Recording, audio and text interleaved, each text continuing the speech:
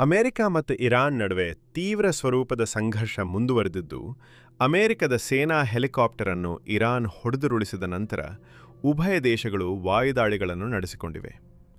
ಈ ಬೆಳವಣಿಗೆಯ ಬೆನ್ನಲ್ಲೇ ಅಮೆರಿಕ ಅಧ್ಯಕ್ಷ ಡೊನಾಲ್ಡ್ ಟ್ರಂಪ್ ಇರಾನ್ ದೇಶಕ್ಕೆ ಎಚ್ಚರಿಕೆ ನೀಡಿದ್ದು, ಮಾತುಕತೆ ವಿಳಂಬ ಮಾಡಿದ್ದಕ್ಕಾಗಿ ಇರಾನ್ ಭಾರೀ ಬೆಲೆ ತೆರಬೇಕಾಗುತ್ತದೆ ಎಂದು ಗುಡುಗಿದ್ದಾರೆ.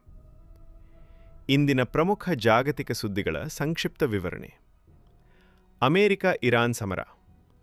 ಒಮಾನ್ ಸಮೀಪ ಅಮೆರಿಕದ ಸೇನಾ ಅಪಾಚೆ ಹೆಲಿಕಾಪ್ಟರ್ ಪತನವಾದ ಘಟನೆಗೆ ಪ್ರತೀಕಾರವಾಗಿ ಅಮೆರಿಕ ಇರಾನ್ ಮೇಲೆ ವೈಮಾನಿಕ ದಾಳಿ ನಡೆಸಿದೆ. ಪ್ರತಿಯಾಗಿ ಇರಾನ್, ಬಹ್ರೇನ್, ಕುವೈತ್ ಮತ್ತು ಜೋರ್ಡಾನ್ನಲ್ಲಿರುವ ಅಮೆರಿಕ ನೆಲೆಗಳ ಮೇಲೆ ಕ್ಷಿಪಣಿ ದಾಳಿಗಳನ್ನು ನಡೆಸಿದೆ. ಇಸ್ರೇಲ್-ಲೆಬನಾನ್ ದಾಳಿ.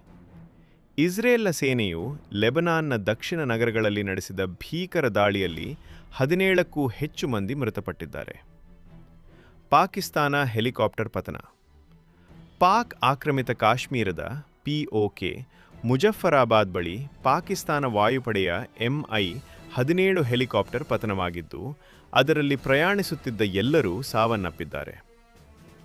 ದಕ್ಷಿಣ ಆಫ್ರಿಕಾ ಗುಂಡಿನ ದಾಳಿ.